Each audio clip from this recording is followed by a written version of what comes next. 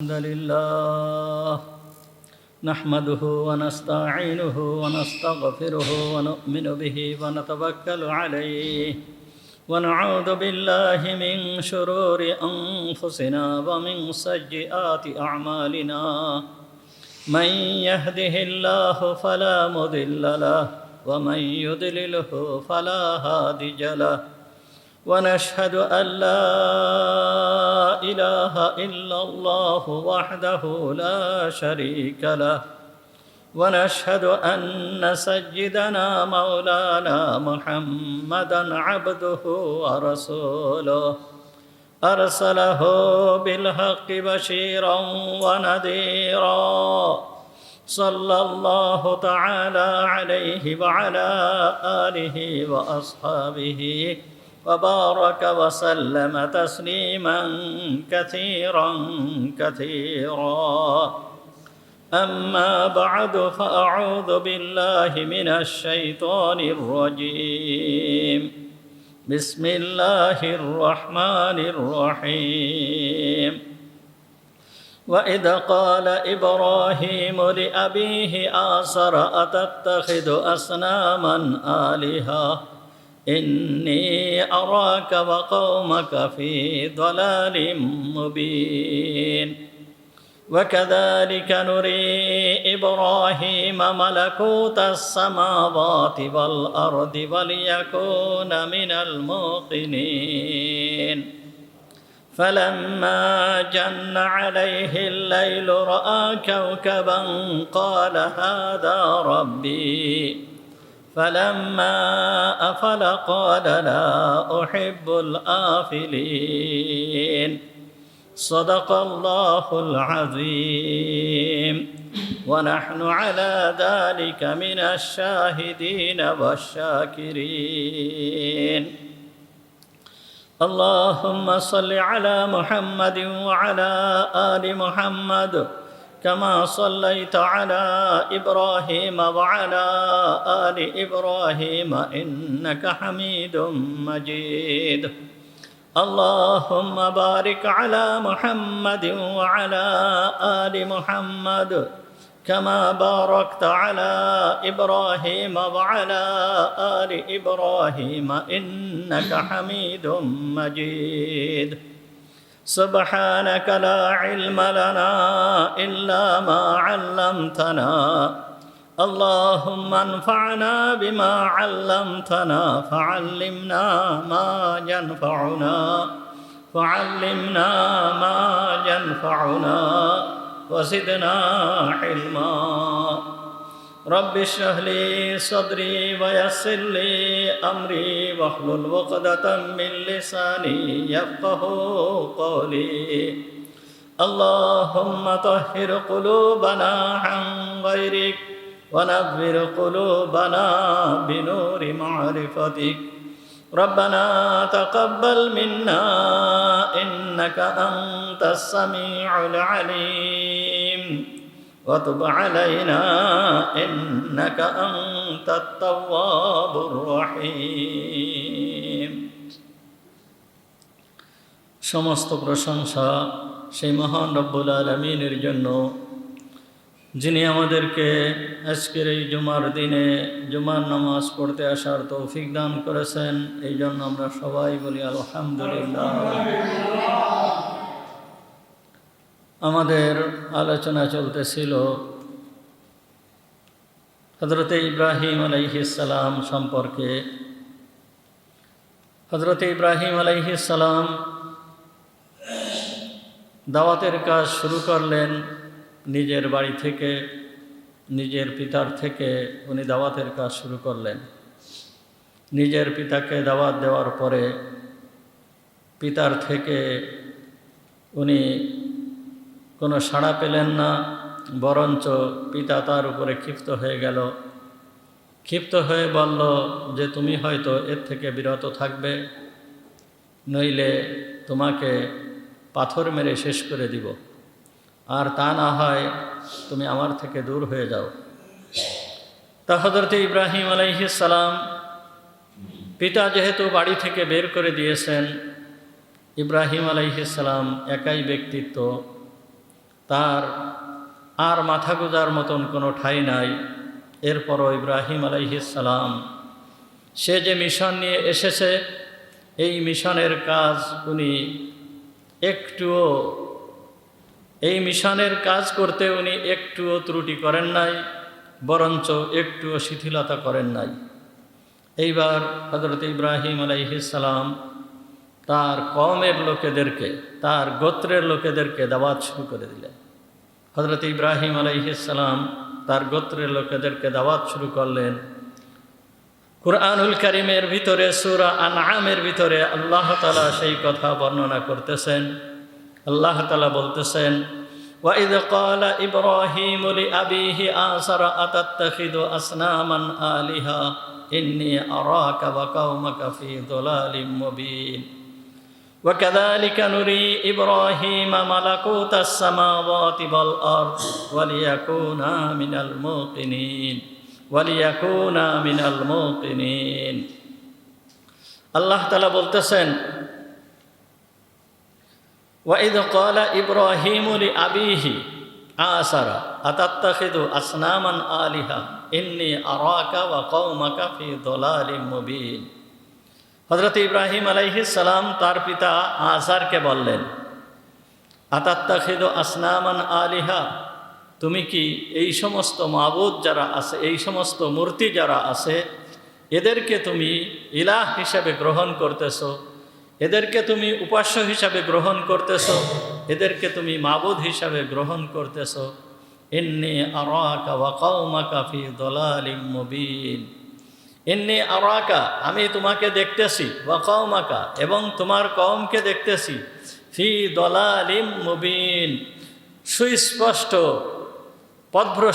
পথভ্রষ্টতার ভিতরে তোমরা রয়েছে। তুমি এবং তোমার কওম সুস্পষ্ট পথভ্রষ্টতার ভিতরে তুমি রয়েছ। ইব্রাহিম আলাইহিস সালাম তার কওমকে উদ্দেশ্য করে এবং তার পিতাকে উদ্দেশ্য করে একথা বললেন। এরপরে আল্লাহ তাআলা বলতেছেন, ওয়া কাযালিকা নুরি ইব্রাহিমা মালাকুতাস সামাওয়াতি ওয়াল আরদ ওয়ালিয়াকুনা মিনাল মুকিনিন। আল্লাহ তাআলা এখানে ইব্রাহিম আলাইহিস সালাম সম্পর্কে বলতেছেন, ওয়া কাযালিকা নুরি ইব্রাহিমা, আমি ইব্রাহিমকে দেখাইছিলাম মালাকুতাস সামাওয়াতি ওয়াল আরদ, আসমান এবং জমিনের রাজত্ব, আসমান এবং জমিনের রহস্য, আসমান এবং জমিন এবং তার ভিতরে যা কিছু আল্লাহ তাআলা সৃষ্টি করেছেন, এই সৃষ্টির ভিতরে যেই সমস্ত তত্ত্ব এবং তথ্য যা কিছু আছে, এই সবগুলো আমি ইব্রাহিমকে দেখাইছিলাম। আপনাদেরকে আগেই বলা হয়েছে যে আল্লাহ তাআলা যখন কোনো জনপদে কোনো নবীকে প্রেরণ করেন, ওই নবীকে আল্লাহ তাআলা পূর্ণতা দিয়ে ওই নবীকে আল্লাহ তাআলা সেই জনপদে প্রেরণ করেন। ওই নবী সমস্ত দিক দিয়ে ওই জনপদের মোকাবেলায় চ্যালেঞ্জ হয়ে দাঁড়ায়। তারা যেই সমস্ত বাতিল আকীদা পোষণ করে, তাদের ভিতরে যেই সমস্ত বাতিল বুদ্ধি জ্ঞান, যেই সমস্ত যা কিছু আছে, এইগুলোকে মোকাবেলা করার জন্য যেই পরিমাণ জ্ঞান গরিমার দরকার হয়, আল্লাহ তাআলা সেই নবীকে সেই পরিমাণ জ্ঞান গরিমা আল্লাহ তাআলা দান করে প্রেরণ করেন। তো যেহেতু ইব্রাহিম আলাইহিস সালামকে এমন এক জনপদের ভিতরে প্রেরণ করেছিল, যেই জনপদের লোক ছিল মূর্তি পূজারক, যেই জনপদের লোক ছিল তারকা পূজারক, যেই জনপদের লোক ছিল সূর্য পূজারক, যেই জনপদের লোক ছিল চন্দ্র পূজারক, এরা এই সমস্ত জিনিসের পূজা করত আর খুব সুন্দরভাবে পাথর কেটে কেটে মূর্তি বানাত। তাদের এই পাথর কেটে যে মূর্তি নির্মাণ করা, এই যে বিদ্যা, এই বিদ্যায়ও তারা শ্রেষ্ঠ ছিল এবং তারা জ্ঞানীগুণীর দিক দিয়ে, জাগতিক জ্ঞানের দিক দিয়েও তারা কম ছিল না। তাদের জাগতিক জ্ঞানও অনেক ছিল। এই জন্য আল্লাহ তাআলা বলতেছেন যে আসমান এবং জমিনের ভিতরে যত সৃষ্টি আছে, এই সৃষ্টির সমস্ত রহস্যকে আমি ইব্রাহিমকে জানিয়ে দিলাম, ইব্রাহিমকে আমি জানিয়ে দিয়েছি।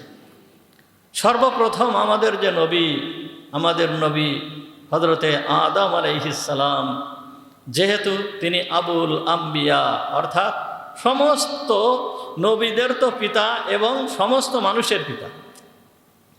এই নবীকে যখন আল্লাহ তাআলা সৃষ্টি করেছেন, সৃষ্টি করার পরে আল্লাহ তাআলা জগতের ভিতরে যত জ্ঞান বিজ্ঞান, যত এলেম, যত যা কিছু আছে সব কিছু আল্লাহ তাআলা হযরতে আদম আলাইহিস সালামকে শিক্ষা দিয়েছিলেন। একটু কমায় দেওয়ার সময় সমস্ত কিছুর জ্ঞান, সমস্ত কিছুর নাম, সমস্ত কিছুর গুণাগুণ, এই সব কিছুকে আল্লাহ তাআলা আদম আলাইহিস সালামকে শিক্ষা দিয়েছিলেন। আর সেইখান থেকেই আদম সন্তানেরা এত কিছু জ্ঞান বিজ্ঞান, যত যা কিছু আবিষ্কার এই জন্যই করতে পারে। আল্লাহ তাআলা যদি ওই সময়ে আদম আলাইহিস সালামকে এইগুলো শিক্ষা না দিতেন, তাহলে আজ এই আদম সন্তানেরা পর্যায়ক্রমে জ্ঞান বিজ্ঞানের দিকে অগ্রসর হতে পারতো না, কোনো রকম পারতো না। মানুষের জ্ঞান বিজ্ঞান, মানুষের জ্ঞান আর মাখলুকের জ্ঞান কিন্তু সম্পূর্ণ আলাদা। কোনো মাখলুক, যত মাখলুক আছে দেখেন, এক একটা মাখলুককে আল্লাহ তাআলা এক এক ধরনের জ্ঞান দান করেছেন। বহুত মাখলুক এইরকম আছে যে তাকে বিশেষ কোনো জ্ঞানে ভূষিত করেছেন আল্লাহ তাআলা। যেরকম ধরেন আমরা বাবুই পাখিকে দেখি, এই বাবুই পাখি যে বাসাটা বানায়, এই রকম একটা বাসা তৈরি করা অন্য কোনো প্রাণীর পক্ষে সম্ভব না, এমনকি মানুষের পক্ষেও সম্ভব না। এমনকি মানুষ ওই বানানো বাসাটাকে খুলেও দিতে পারবে না। তাহলে এই যে বাসা বানানোর যে জ্ঞানটা, এইটা আল্লাহ তাআলা বাবুই পাখিকে দান করেছেন। মৌচাক, মধু, এই মধুর পোকাকে আল্লাহ তাআলা এমন জ্ঞান দান করেছেন, সে নিজে গাছের সাথে তার ঘর তৈরি করে, আবার সে ফুলে ফুলে বসে মধু আহরণ করে, এই মধুকে একত্রিত করে ওই বাসার ভিতরে সে জমা করে। আল্লাহ তাআলা এই মধু সম্পর্কে বলেছেন যে শিফাউল লিন্নাস, মানুষের যত রোগ আছে সমস্ত রোগের শিফা। তাহলে এই মধু তৈরি করা, এইটা আল্লাহ তাআলা মৌমাছিকে দান করেছেন। এই রকমভাবে বিভিন্ন ধরনের প্রাণীকে আল্লাহ তাআলা বিভিন্ন ধরনের জ্ঞান দান করেছেন। দেখেন হুদহুদ পাখি, অর্থাৎ যেই পাখিটাকে আমরা কাঠ ঠোকরা বলি, এই যে কাঠে বসে বসে কাঠে ঠুকাতে থাকে, এই আরবিতে কুরআনুল কারীমের ভাষায় একে হুদহুদ বলা হয়েছে। সুলাইমান আলাইহিস সালামের সময় এই হুদহুদ পাখি, সুলাইমান আলাইহিস সালাম এক জায়গায় যাচ্ছিলেন, হুদহুদ পাখি হারায় গেল। হারায় যাওয়ার পরে সুলাইমান আলাইহিস সালাম খোঁজ নিলেন, খোঁজ নিয়ে তাকে পাওয়া গেল। যাই হোক, সুলাইমান আলাইহিস সালাম এই হুদহুদ পাখির খোঁজ করলেন কেন? এই হুদহুদ পাখির ভিতরে আল্লাহ তাআলা এমন একটা জ্ঞান দান করেছেন যে ওই হুদহুদ পাখি মাটির উপরে থেকে সে জানতে পারে যে মাটির কতটুকু নিচে পানি আছে। এই জ্ঞান আল্লাহ তাআলা এই হুদহুদ পাখিকে দান করেছেন। একটা উট মরুভূমিতে চলে, এই উটটা যখন মরুভূমির উপর দিয়ে চলে, সে জানতে পারে যে এই মরুভূমির কতটুকু নিচেই, এই বালুর কতটুকু নিচেই পানি আছে, এই উট তা জানতে পারে। এই জ্ঞান আল্লাহ তাআলা উটকে দান করেছেন। একটা ঘোড়াকে আমরা দেখি, এই ঘোড়াকে আল্লাহ তাআলা এমন জ্ঞান দান করেছেন যে 10 কিলোমিটার দূরে যদি কোনো বিপদ আপদ থাকে, তাহলে এই ঘোড়া 10 কিলোমিটার আগের থেকে এটা বুঝতে পারে। এই জ্ঞান আল্লাহ তাআলা ঘোড়াকে দান করেছেন। তা বিশেষ কিছু জ্ঞান আল্লাহ তাআলা কোনো প্রাণীকে আল্লাহ তাআলা দান করেছেন। তা এই যে প্রাণীকে যেই জ্ঞান আল্লাহ তাআলা দান করেছেন, একেবারে এই প্রাণীটা জন্মের সময় আল্লাহ তাআলা এই পরিমাণ জ্ঞান দিয়ে তাকে দুনিয়াতে পাঠিয়েছেন। ওই পরিমাণ জ্ঞানটুকু দিয়েই তাকে আল্লাহ তাআলা দুনিয়ায় প্রেরণ করেছেন। এই জ্ঞান বাড়ে না। কোনো প্রাণীর জ্ঞান বিন্দু মাত্র বাড়ে না। যেইটুকুর দরকার ততটুকু আল্লাহ তাআলা ওকে দিয়ে দুনিয়ায় সৃষ্টি করেছেন। ওই জ্ঞানটুকু আর বাড়ে না, ওই জ্ঞানটুকু আর কমে না। কিন্তু মানুষকে আল্লাহ তাআলা এমনভাবে সৃষ্টি করেছেন, মানুষের জ্ঞান বাড়তে থাকে, মানুষের জ্ঞান বৃদ্ধি হতে থাকে। আবার মানুষের জ্ঞান লোপ পায়, আবার মানুষের জ্ঞান কমতে থাকে। তা মানুষ দুনিয়ার চাহিদা অনুযায়ী, দুনিয়ার যখন যে চাহিদা, সেই চাহিদা অনুযায়ী যখন যা কিছু প্রয়োজন, এই প্রয়োজনকে আবিষ্কার করতে পারে এই রকম মেধা, এই রকম জ্ঞান আল্লাহ তাআলা মানুষকে দান করেছেন। কিন্তু এই জ্ঞানটা জন্মের সময় দিয়ে দেন নাই। এই জ্ঞানটাকে আস্তে আস্তে আস্তে আস্তে মানুষের ভিতরে বিকশিত হয়, মানুষের ভিতরে আস্তে আস্তে এই জ্ঞানটা বৃদ্ধি পায়। এর মূল হচ্ছে আল্লাহ তাআলা হযরতে আদম আলাইহিস সালামকে সমস্ত জিনিসের জ্ঞান আল্লাহ তাআলা শিক্ষা দিয়েছিলেন। ওয়াল্লামা আদামাল আসমাআ কুল্লাহা, আল্লাহ তাআলা সমস্ত জিনিসের জ্ঞান আল্লাহ তাআলা আদম আলাইহিস সালামকে শিক্ষা দিয়েছিলেন। আর এখানে আল্লাহ তাআলা বলতেছেন, ওয়া কাযালিকা নুরি ইব্রাহিমা মালাকুতাস সামাওয়াতি ওয়াল আরদ, ওই রকম ভাবে আমি ইব্রাহিমকে আসমান এবং জমিনের ভিতরে যত রহস্য আছে সমস্ত রহস্যকে ইব্রাহিমের সামনে উন্মোচন করে দিয়েছিলাম। কেন? ইব্রাহিমের মোকাবেলা করতে হবে, তার পিতার সাথে মোকাবেলা করতে হবে।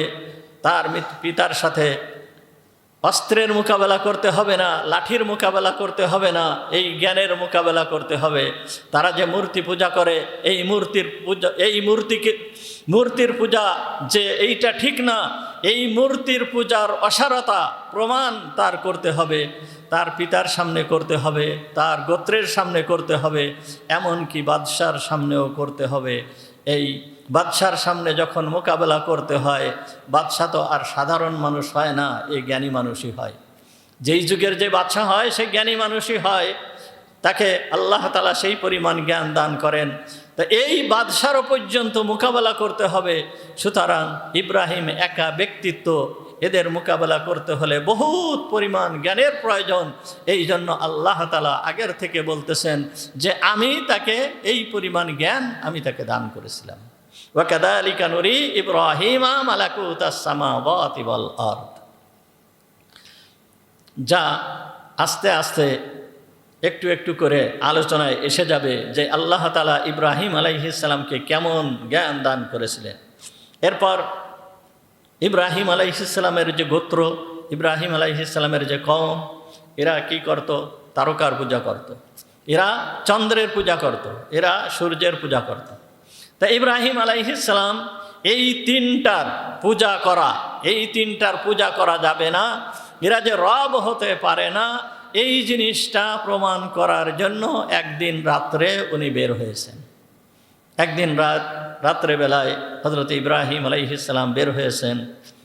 রাত্রেবেলায় আল্লাহ তাআলা এখানে বলতেছেন, ফালাম্মা জান্না আলাইহিল লাইলু রাআ কাওকাবান ক্বালা হাযা রাব্বি ফালাম্মা আফালা ক্বালা লা উহিব্বুল আফিলিন।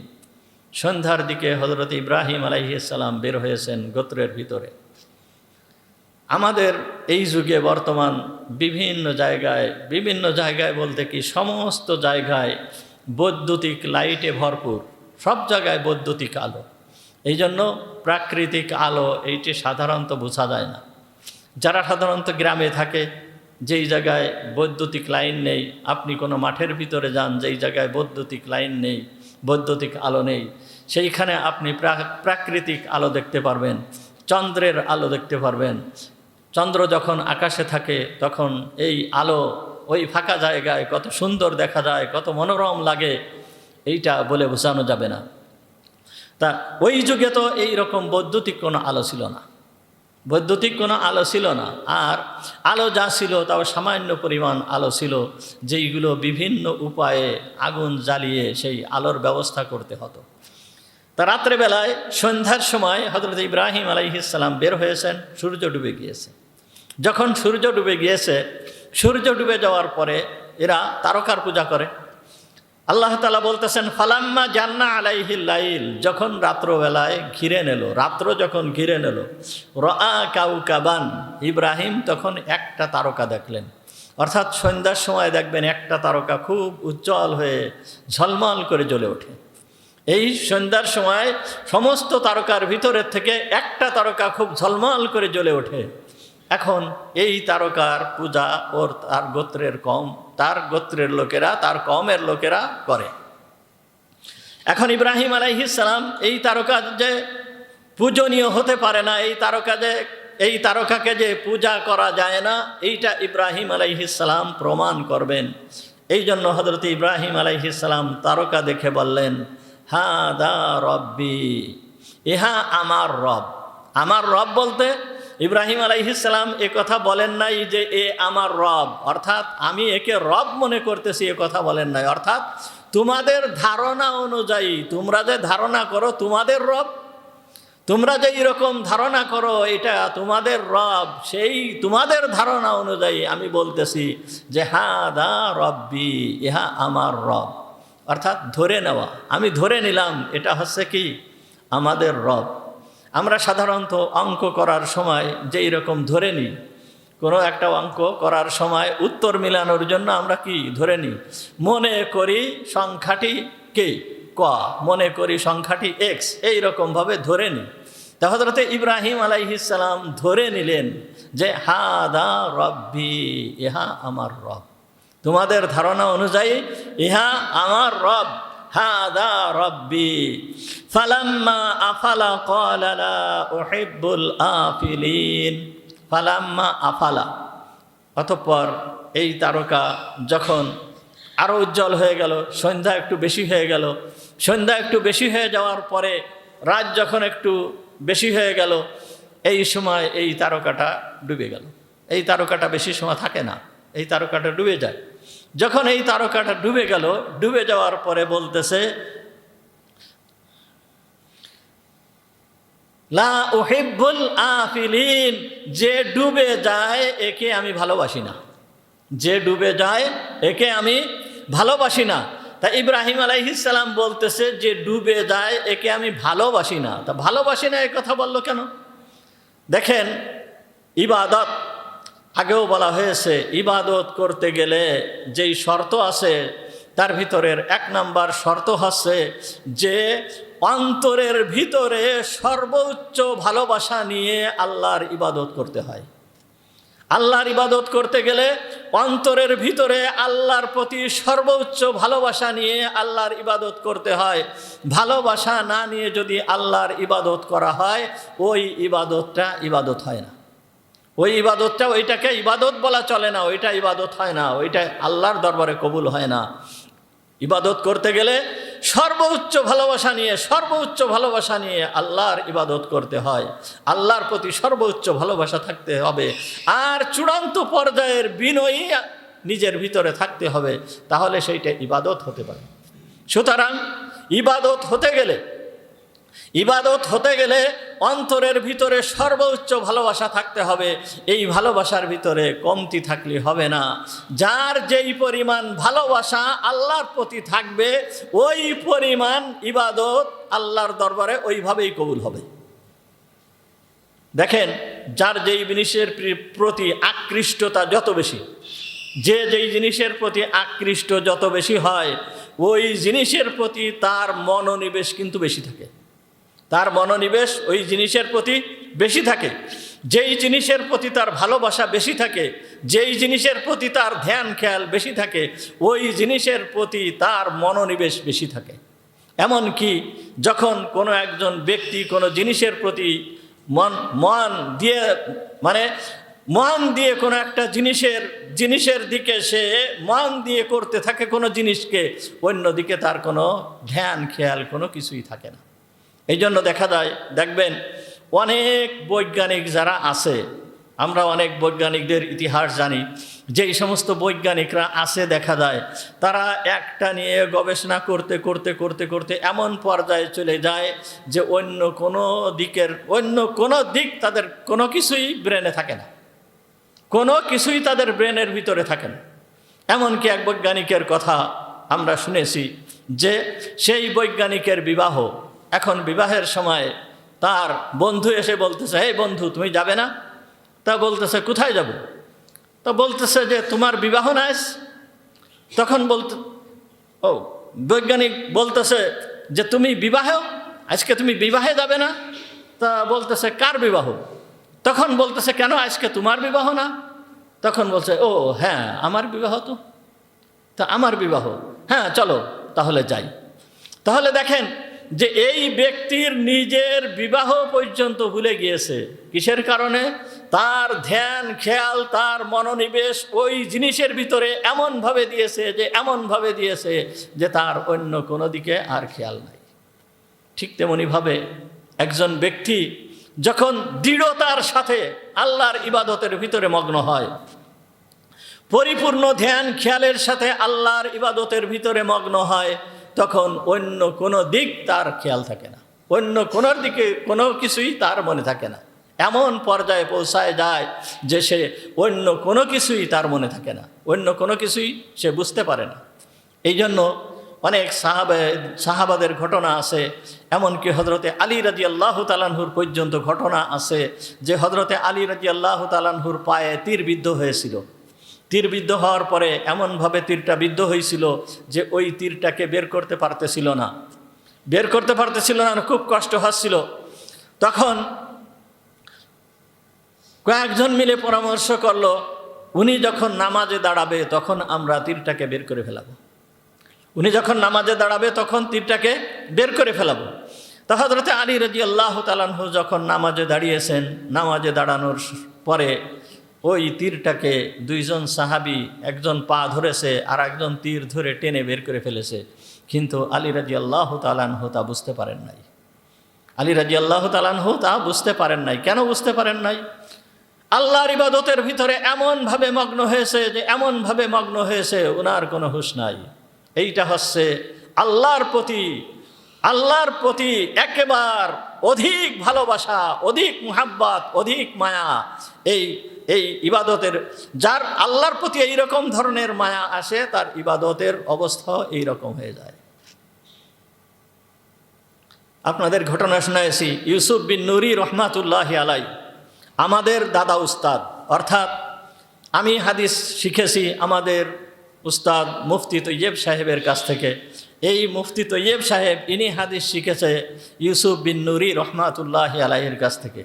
ইউসুফ নাম হচ্ছে ইউসুফ, ওনার বাড়ি ছিল বিন্নুর, পাকিস্তানের বিন্নুর, এই জন্য ওনাকে বলা হয় ইউসুফ বিন নুরি। এত উচ্চ পর্যায়ের আল্লাহওয়ালা ব্যক্তি ছিলেন যে দুনিয়ার কোনো কিছুর খবর ওনার থাকতো না। উনি কোনো একটা অসুস্থতার কারণে ওনাকে অপারেশন করা হবে, হাসপাতালে নেওয়া হয়েছে। এখন হাসপাতালে নেওয়ার পরে যখন ওনাকে বেহুশ করা হবে, তা বেহুশ করার যেই ইনজেকশনটা, এইটা আনতে একটু দেরি হয়ে যাচ্ছে, এই ইনজেকশনটা পাচ্ছিল না। তখন উনি বললেন যে কি ব্যাপার, তোমরা দেরি করতেছো কেন? আমার অপারেশন তোমরা করতেছো না কেন? অপারেশন শুরু করো। তখন বলতেছে, হুজুর অপারেশন যখন করতে হবে তখন তো প্রচণ্ড কষ্ট হবে আপনার, এই জন্য আপনাকে একটু বেহুশ করে নিতে হবে। তাই সেই ওষুধটা খুঁজে পাওয়া যাচ্ছে না, আনতে একটু দেরি হচ্ছে, এই জন্য আমরা একটু দেরি করতেছি। তখন উনি বললেন যে তোমরা আমার কাছে একটা কোরআনুল কারীম নিয়ে আসো, একটা কোরআন শরীফ নিয়ে আসো।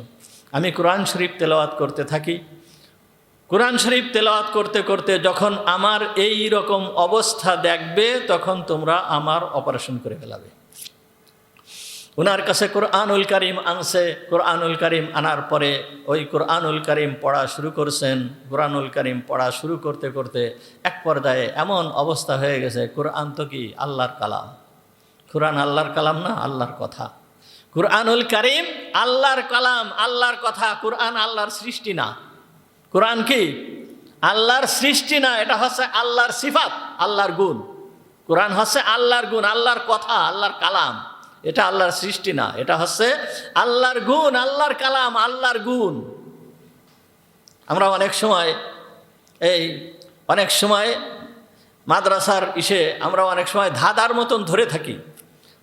একজনরে হয়তো আমি বললাম যে ভাই বলেন তো, আমার কাছে এমন কোন জিনিস আছে যেই জিনিস আল্লাহর সৃষ্টি নয়, আল্লাহ সৃষ্টি করেন নাই, এই জিনিস আমার কাছে আছে, সেই জিনিস কোন জিনিস?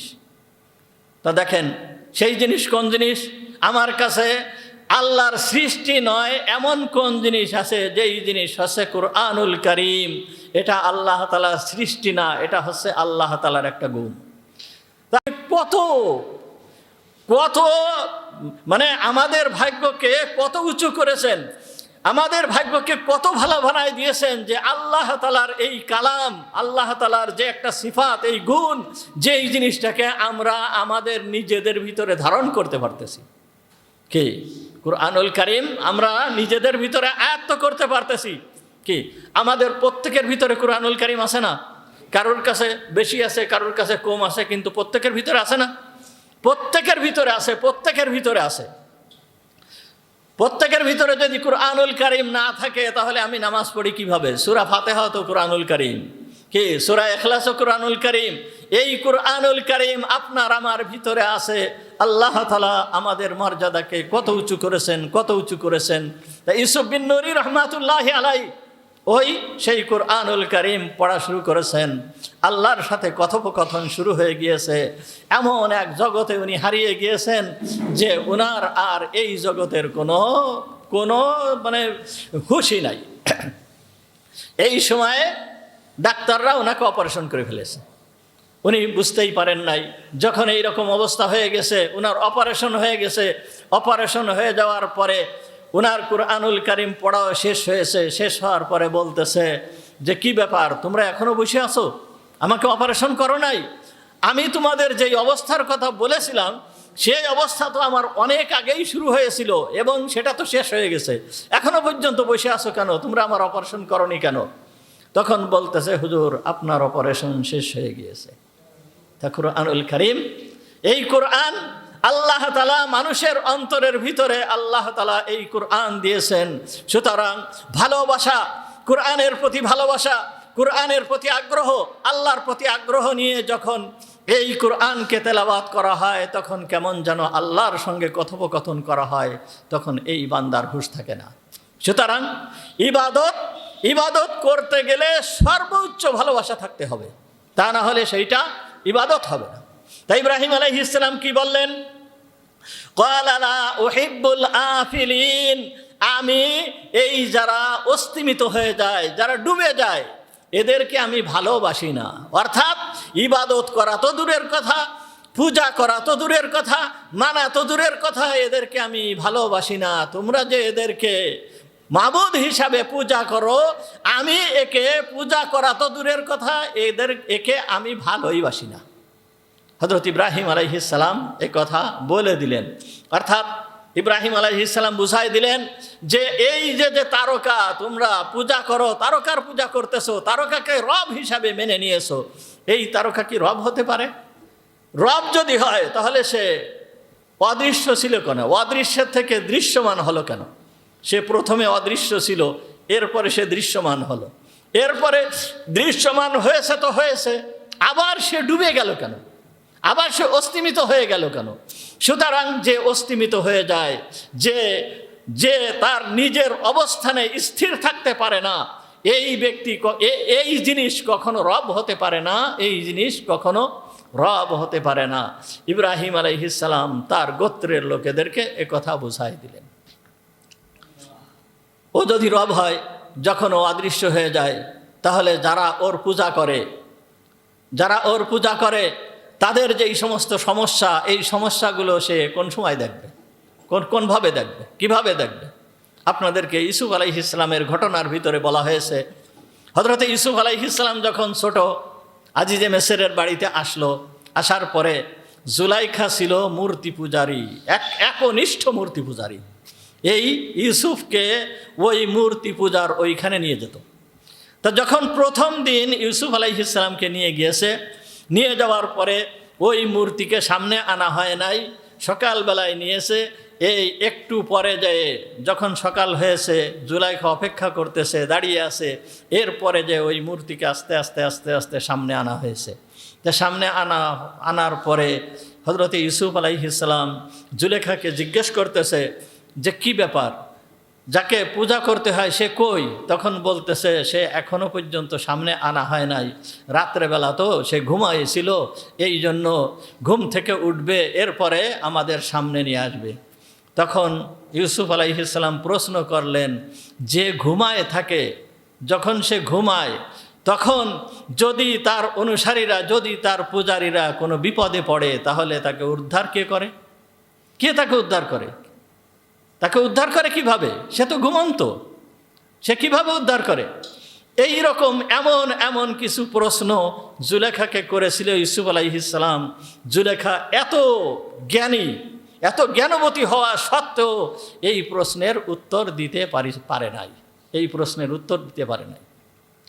তো হযরত ইব্রাহিম আলাইহিস সালাম বললেন কি, যে যেই জিনিস স্থির থাকতে পারে না সে আবার রব হয় কি করে? সে তো কখনো রব হতে পারে না, সে কখনো রব হতে পারে না। আর যে স্থির থাকতে পারে না, যে তার অবস্থানের জন্য আর একজনের মুখাপেক্ষী, যে তার অস্তিত্বের জন্য আর একজনের মুখাপেক্ষী, যে তার অস্ত দেওয়ার জন্য আর এক শক্তির মুখাপেক্ষী, এ কখনো রব হতে পারে না, এ কখনো রব হতে পারে না। সুতরাং তোমরা যে এর পূজা করো, এর পূজা করা ঠিক নয়, এর পূজা করা ঠিক নয়। পূজা করা তো দূরের কথা, আমি একে ভালোই বাসি না। এরপরে ফালাম্মা রাআল কামারা বাযিগান ক্বালা হাযা রাব্বি ফালাম্মা আফালা ক্বালা লা ইল্লাম ইয়াহদিনি রাব্বি লাআকুনান্না মিনাল কওমিদ দাল্লিন। এরপর রাত যখন আরেকটু গভীর হয়েছে, তখন পূর্ব দিগন্ত থেকে চন্দ্রটা উদিত হয়েছে। যখন চাঁদ সর্বপ্রথম উদিত হয় তখন খুব আলো নিয়ে ঝলমল করে একেবারে সুস্পষ্টভাবে এই চাঁদটাকে দেখা যায়। ওই রকম যখন হযরতে ইব্রাহিম আলাইহিস সালাম দেখছে, ফালাম্মা রাআল কামারা, যখন দেখলো চাঁদটা বাযিগান ঝলমলে অবস্থায় উদিত হচ্ছে, তখন বলল হাদা রব্বি, এইটা আমার রব। অর্থাৎ তোমাদের ধারণা অনুযায়ী এ আমার রব। তারকা যার আলো ছিল ক্ষীণ, আলো ছিল অত্যন্ত নগণ্য, সামান্য পরিমাণ আলো ছিল, তার তুলনায় এই চন্দ্রের আলো এটা তো আরো অনেক বেশি, অনেক অনেক উজ্জ্বল দেখাচ্ছে।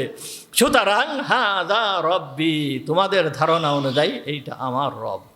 ইব্রাহিম আলাইহিস সালাম এই কথা বলতেছেন যে হাদা রব্বি।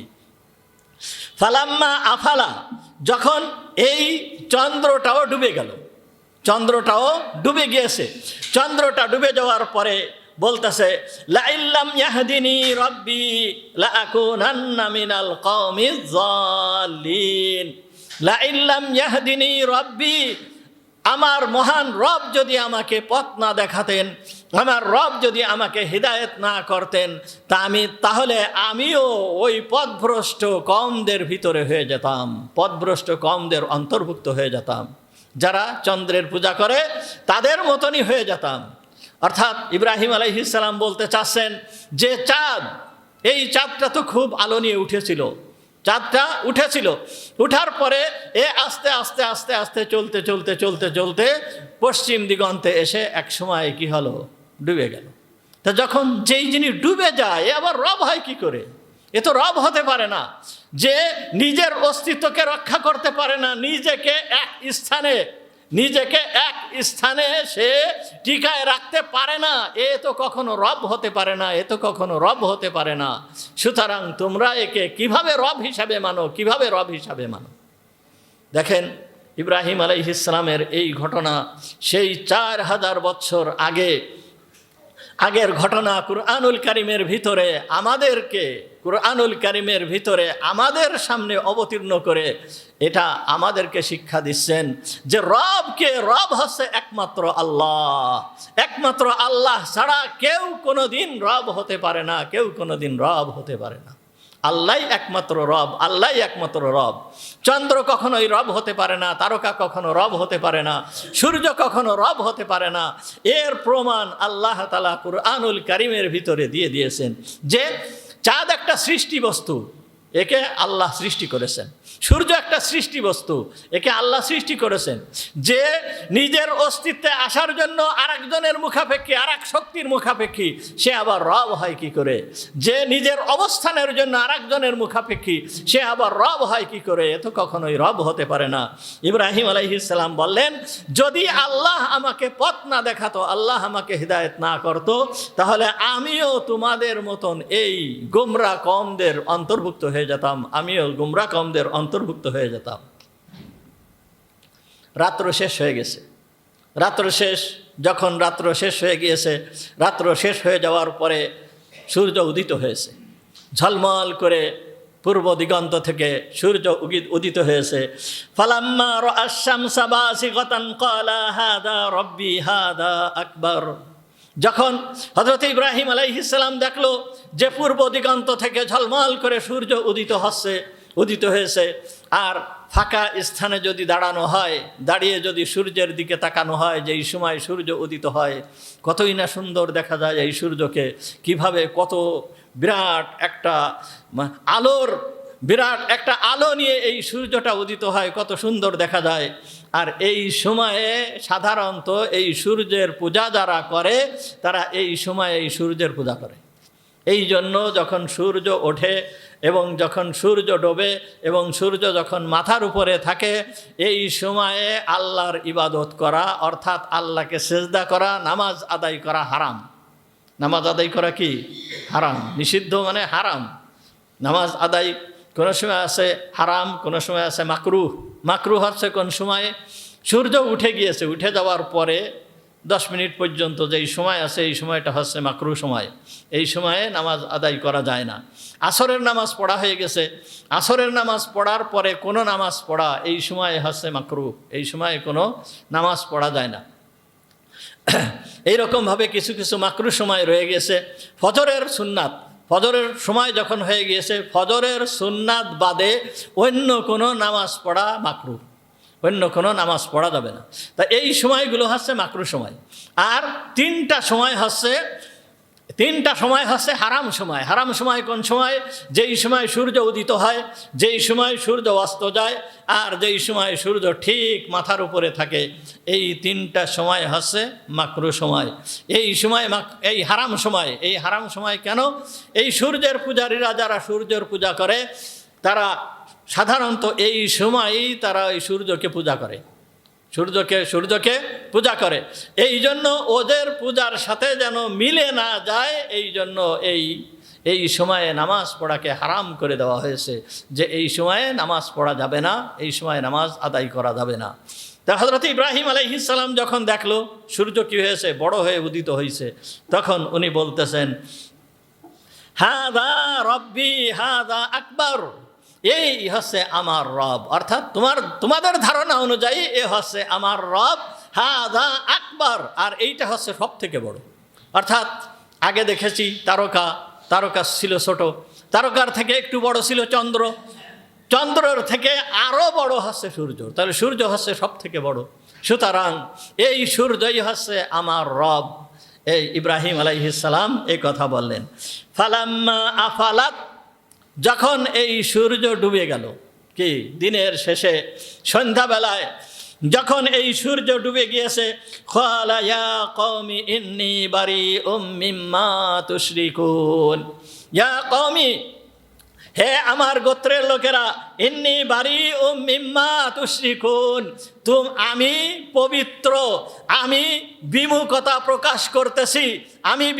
প্রকাশ করতেছি ওই জিনিসের থেকে যেই জিনিস তোমরা আল্লাহর সঙ্গে শরীক করো, যেই জিনিসের মাধ্যমে তোমরা আল্লাহর সঙ্গে শরীক করো, আমি ওই জিনিসের থেকে সম্পূর্ণ পবিত্র, সম্পূর্ণ বিমুখতা প্রকাশ করতেছি। এরা কখনো রব হতে পারে না, এরা কখনো রব হতে পারে না। এক শ্রেণীর লোক আছে, তারা যখন একটু শক্তি দেখে, এই শক্তিকে তারা কি বানায় নয়, রব বানায় নয়, এই শক্তিকে পূজা করা শুরু করে দেয়। কিন্তু এই শক্তি দুনিয়ার ভিতরে সবথেকে সর্বশ্রেষ্ঠ শক্তিশালী, সবথেকে সর্বশ্রেষ্ঠ শক্তির মালিক হচ্ছে কে? মহান রব্বুল আলামিন আল্লাহ। তার শক্তির উপরে কোনো শক্তি নাই। অন্য যত শক্তি আছে সমস্ত শক্তি সমস্ত ক্ষমতা কার দেওয়া? আল্লাহর দেওয়া। ইব্রাহিম আলাইহিস সালাম কি বললেন? হাদা আকবার, এইটা হচ্ছে বড়, অর্থাৎ ওই দুইটার থেকে বড়, ওই দুটার থেকে কি বড়। সুতরাং এইটা আমার রব হতে পারে তোমাদের ধারণা অনুযায়ী। কিন্তু যখন এইটা চলে গেল, তখন ইব্রাহিম আলাইহিস সালাম কি বললেন? যে আমি এর থেকে সম্পূর্ণ পবিত্র, এ কখনোই কি হতে পারে না, রব হতে পারে না, রব হতে পারে না। দেখেন, আজানের সময় 4টে শব্দ বলা হয়। কি শব্দ? 4টে শব্দ, এই 4বার আল্লাহু আকবার বলা হয় না? আজানের সময় বলা হয় কি, 4 বার আল্লাহ আকবার বলা হয়। আল্লাহ আকবার, আল্লাহ আকবার, আল্লাহ আকবার, আল্লাহ আকবার। কয়বার বলা হয়? প্রথমে 4 বার বলা হয়। তা 4 বার বলা হয় কেন? চারটে শক্তি পৃথিবীর ভিতরে সব থেকে বড় শক্তি। 4টে শক্তি পৃথিবীর ভিতরে সব থেকে বড় শক্তি। একটা হচ্ছে আপনার বাতাসের শক্তি, আর একটা হচ্ছে আগুনের শক্তি, আর একটা হচ্ছে মাটির শক্তি, আর একটা হচ্ছে পানির শক্তি। এই 4 প্রকারের শক্তি পৃথিবীর ভিতরে সব থেকে বড় শক্তি। বর্তমান দুনিয়ায় এই যত জিনিস তৈরি হচ্ছে, যত জিনিস তৈরি হোক না কেন, আপনি আমিও এই 4টা জিনিসের উপাদানে তৈরি। আগুন, পানি, মাটি, বাতাস, এই 4টা জিনিস দিয়েই আপনার আমার সৃষ্টি হয়েছে। যত জিনিস দেখেন, সমস্ত জিনিস, এই যে নাসা আল্লাহরা গবেষণা করতেছে, এদের গবেষণার মূল বিষয় হচ্ছে এই 4টে জিনিস: আগুন, পানি, মাটি, বাতাস। এই 4টা জিনিস। তাই এই 4টা জিনিসকে দুনিয়াবাসীরা বড় মনে করছে। এই জন্য আল্লাহ তাআলা এইটাকে রদ করার জন্য, আল্লাহ তাআলা এইটাকে রহিত করার জন্য আল্লাহ তাআলা বলতেছেন, প্রত্যেক নামাজের আগে 5 ওয়াক্ত নামাজের আগে আপনাকে আমাকে স্মরণ করায় দিচ্ছেন যে আল্লাহু আকবার, আল্লাহ হচ্ছে সব থেকে বড়। আল্লাহর মতন এত বড় ক্ষমতা আর কারোর নাই, আল্লাহর মতন এত বড় ক্ষমতা আর কারোর নাই। পৃথিবীর ভিতরে যে 4টে মহাশক্তি আছে, এই 4টে মহাশক্তির থেকেও আরো মহাশক্তিবান হচ্ছে কে? আল্লাহ। তা হযরত ইব্রাহিম আলাইহিস সালাম বলে দিলেন কি, সূর্য কখনো কি হতে পারে না? রব হতে পারে না। ইন্নী বারিউম মিম্মা তুশরিকুন, তোমরা যাকে রব হিসাবে মেনে নিয়েছো, আমি এর থেকে সম্পূর্ণ পরিত্রাণ, আমি এর বিমুখতা প্রকাশ করতেছি। আমি এর থেকে সম্পূর্ণ বিমুখ, এর সাথে আমার কোনো সম্পর্ক নেই, রব হিসাবে এর কোনো সম্পর্ক নেই। তো হযরত ইব্রাহিম আলাইহিস সালাম এই কথা বললেন। এরপরে হযরত ইব্রাহিম আলাইহিস সালাম বলতেছেন, ইন্নী ওয়াজ্জাহতু ওয়াজহিয়া লিল্লাযী ফাতারাস সামাওয়াতি ওয়াল আরদা হানিফাও ওয়া মা আনা মিনাল মুশরিকিন। ইব্রাহিম আলাইহিস সালাম বলতেছেন, ইন্নী ওয়াজ্জাহতু ওয়াজহিয়া লিল্লাযী, আমি আমার চেহারাকে, অর্থাৎ আমার এখানে চেহারা বলতে শুধুমাত্র চেহারা না, আমার সমস্ত কিছুকে, একবার আমার সমস্ত মনোনিবেশ, আমার সমস্ত কাজকর্ম, যত যা কিছু, সমস্ত কিছুকে আমি ফিরালাম কার দিকে? লিল্লাযী, ওই সত্তার দিকে, যেই সত্তা শুধুমাত্র তারকাকে সৃষ্টি করে নাই, শুধুমাত্র চন্দ্রকে সৃষ্টি করে নাই, শুধুমাত্র সূর্যকে সৃষ্টি করে নাই, বরঞ্চ ফাতারাস সামাওয়াত, এই তারকা রাশি, এই চন্দ্র, এই সূর্য যেই আসমানের ভিতরে আছে, এই তারকা সহ, সূর্য সহ এই 7 আসমানকে যিনি সৃষ্টি করেছেন, ফাতারাস সামাওয়াত, যিনি এই আসমানকে সৃষ্টি করেছেন, ওয়াল আরদ, এবং যিনি এই জমিনকে সৃষ্টি করেছেন, এই সত্তার দিকে আমি মনোনিবেশ করলাম। আমার সমস্ত কিছুকে আমি এই সত্তার দিকে ফিরালাম, একনিষ্ঠভাবে, হানিফান মানে একনিষ্ঠভাবে আমি এই সত্তার দিকে ফিরলাম। ওয়ামা আনা মিনাল মুশরিকিন, আর আমি মুশরিকদের অন্তর্ভুক্ত নই, আমি কখনো মুশরিক নই। সুতরাং তোমরা যেই সমস্ত চন্দ্রের পূজা করতেছো, তারকার পূজা করতেছো, সূর্যের পূজা করতেছো, এইগুলো কখনো রব হতে পারে না। রবকে, যে এইগুলোকে সৃষ্টি করেছে, শুধু এইগুলোকে সৃষ্টি করে নাই, এই আসমানকে যে সৃষ্টি করেছে, লক্ষ লক্ষ তারকা রাজিকে যে সৃষ্টি করেছে, সে হচ্ছে আমাদের রব। কত কোটি কোটি তারকা আল্লাহ তাআলা সৃষ্টি করেছেন। সূর্য কত বড় শক্তিশালী, এই শক্তিশালী সূর্যকে আল্লাহ তাআলা সৃষ্টি করেছেন। আল্লাহ তাআলা বলতেছেন, খলাকাস সামাওয়াতি ওয়াল আরদা ফি সিত্তাতি আইয়াম, আল্লাহ তাআলা 6 দিনে এই আসমান এবং জমিনকে সৃষ্টি করেছে। কয় দিনে? 6 দিনে। এখানে 6 দিন বলতে সাধারণত 6 দিন না, একটা নির্দিষ্ট সময়, বড় একটা সময় ধরে আল্লাহ তাআলা এইটাকে সৃষ্টি করেছেন। আল্লাহ তাআলা মুহূর্তের ভিতরে যদি সৃষ্টি করতেন, তাহলে আল্লাহ তাআলা পারতেন। আল্লাহ তাআলা যদি মুহূর্তের ভিতরে, এক মুহূর্তের ভিতরে, সামান্য সময়ের ভিতরে যদি আল্লাহ তাআলা সৃষ্টি করতে চেতেন, তাহলে আল্লাহ তাআলা এটা পারতেন, আল্লাহর ক্ষমতা আছে। কিন্তু আল্লাহ তাআলা লম্বা একটা সময় নিয়ে এই সবগুলোকে সৃষ্টি করেছেন। অর্থাৎ এর গুরুত্ব বোঝানোর জন্য আল্লাহ তাআলা বলতেছেন, খলাকাস সামাওয়াতি ওয়াল আরদা ফি সিত্তাতি আইয়াম। তা 6 দিন বলল কেন? সাধারণত মানুষ যারা যেই রকম বোঝে তাদেরকে সেই রকমভাবেই বোঝাতে হয়, যারা যেই রকম বোঝে তাদেরকে সেই রকমভাবে বোঝাতে হয়। কোনো একটা বাচ্চা ছেলেকে যদি আপনি বোঝাতে যান, তার বোঝানোর পদ্ধতি একরকম হয়, আর যখন একটু বড় হয় তাকে যদি বোঝাতে হয়, তার বোঝানোর পদ্ধতি একরকম হয়। যে যেই রকম বোঝে তাকে সেই রকম বোঝাতে হয়। তা আমরা দুনিয়ার মানুষ সাধারণত কি বুঝি? দিন বুঝি, রাত বুঝি, মাস বুঝি, বছর বুঝি, এইগুলো সাধারণত বুঝি। এই জন্য আল্লাহ তাআলা বলতেছেন ফি সিত্তাতি আইয়াম, কয় দিনে?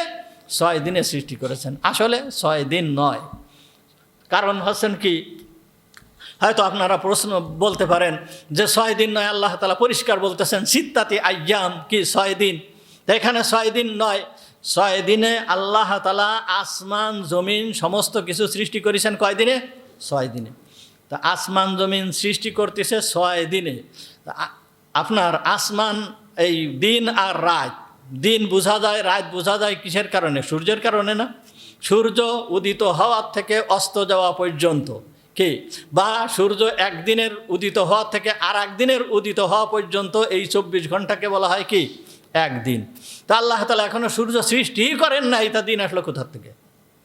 কি আল্লাহ কি এখনো সূর্য সৃষ্টি করেছেন? সূর্য তো এখনো সৃষ্টি হয় নাই। তা সৃষ্টি যখন হয় নাই তখন দিন আসলো কোথার থেকে? দিন আসবে কোথার থেকে? সুতরাং এটা হচ্ছে আমাদেরকে বোঝানোর জন্য আল্লাহ তাআলা এই কথা বলেছেন। সুতরাং কোরআন এবং হাদিসে যেই জায়গায় যত সংখ্যার কথা বলা আছে, এই সংখ্যা কোনো নির্দিষ্ট পরিমাণ নয়। এটা আধিক্য বোঝানোর জন্য আল্লাহ তাআলা এই রকম বলেছেন। 70,000 বিভিন্ন জায়গায় হাদিসের ভিতর দেখবেন 70,000, বাকি 7, এই যে যেই সমস্ত কথা বলা হয়েছে এগুলো কোনো নির্দিষ্ট পরিমাণ। 70,000 বলতে গুনে গুনে 70,000 এরকম না, মানে বহু সংখ্যক। আলফি সাহার, কে 1000 মাস। এই যে 1000 মাস বলা হয়েছে, 1000 মাস গুনে গুনে 1000 মাস নয়, অর্থাৎ লম্বা একটা সময় বোঝানো হয়েছে। সুতরাং এই সমস্ত কিছুকে, সব কিছুকে, সমগ্র জগৎকে আল্লাহ তাআলা কি করেছেন? আল্লাহই সৃষ্টি করেছেন, আল্লাহই সৃষ্টি করেছেন। তাহলে ইব্রাহিম আলাইহিস সালাম এইবার কি বলতেছেন? ইন্নী ওয়াজ্জাহতু ওয়াজহিয়া লিল্লাযী ফাতারাস সামাওয়াতি ওয়াল আরদা হানিফাও ওয়া মা আনা মিনাল মুশরিকিন। আমি আমার সমস্ত মনোনিবেশ ওই সত্তার দিকে ফিরালাম, যেই সত্তা আসমান এবং জমিনকে সৃষ্টি করেছেন এবং এর ভিতরের যত যা কিছু আছে সব কিছুকে সৃষ্টি করেছেন। ওয়ামা আনা মিনাল মুশরিকিন, আর আমি মুশরিকদের অন্তর্ভুক্ত নই। এইটাকে আমরা জায়নামাজের দোয়া বানাইছি, তাই না? কি বুঝতে পারলাম না মনে হয়? নামাজ পড়তে এসে আমরা কি পড়ি? ইন্নী ওয়াজ্জাহতু ওয়াজহিয়া লিল্লাযী ফাতারাস সামাওয়াতি ওয়াল আরদা হানিফাও ওয়া মা আনা মিনাল মুশরিকিন। এইটা নামাজের কোনো অংশ না, বুঝতে পারছেন? এটা নামাজের কোনো অংশ না, এটা নামাজের বাহিরের অংশ। এই দোয়া পড়া জরুরিও না, এই দোয়া পড়া কি জরুরিও না। এমনকি এই দোয়া যদি অনেক সময় এমন হয় যে এই দোয়া যদি আপনি পড়তে যান, আপনার তাকবীরে উলা ছুটে যাবে। কী হবে? তাকবীরে উলা ছুটে যাবে। মসজিদে আপনি আসতেছেন, ইমাম সাহেব দাঁড়ায় গেছে, এখন ইমাম সাহেব আল্লাহু আকবার কয়ে নিয়ত করা হয়ে গেছে। এখন যদি নিয়ত করা হয়ে যায়, আপনি এখানে দাঁড়ালেন, দাঁড়ায় এইবার পড়া শুরু করলেন, ইন্নী ওয়াজ্জাহতু ওয়াজহিয়া লিল্লাযী ফাতারাস সামাওয়াতি ওয়াল আরদা হানিফাও ওয়া মা আনা মিনাল মুশরিকিন। এইবার আপনি কি করলেন? আল্লাহু আকবার বললেন। তাহলে আপনার তাকবীরে উলা শেষ। তাকবীরে উলার যেই পরিমাণ সওয়াব, এই সওয়াবের থেকে আপনি বঞ্চিত হয়ে গেলেন। বরঞ্চ নামাজের পাটিতে এসে নামাজে দাঁড়ানোর আগে এইটা পড়তে হয়, কোরআনের এই আয়াত পড়তে হয়। এটা হাদিস শরীফে কোথাও নাই, হাদিসের ভিতরে এইগুলো আসে নাই। এটা সাধারণত ইব্রাহিম আলাইহিস সালাম বললেন মনোনিবেশ, তার মনোনিবেশ আল্লাহর দিকে ফেরানোর জন্য কুরআনুল কারীমের ভিতরে আল্লাহ তাআলা এই আয়াতের মাধ্যমে ইব্রাহিম আলাইহিস সালামের মনোনিবেশের কথা বললেন। কুরবানির পশুকে যখন জবাই করতে হয় তখন এই দোয়াটা আছে, এই আয়াতটা আছে, এটা হাদিসের ভিতরে আছে। কুরবানির পশুকে জবাই করার সময়, তাও এটা মুস্তাহাব, এটাকে যে পড়তে হবে না পড়লে যে জবাই হবে না, কুরবানি হবে না, এরকম নয়। যাই হোক, হযরত ইব্রাহিম আলাইহিস সালাম সম্পর্কে সূরা আনআমের আয়াত ৭৪ আয়াত থেকে ৭৯ আয়াত পর্যন্ত আজকে আলোচনা করা হলো। আল্লাহ তাআলা যদি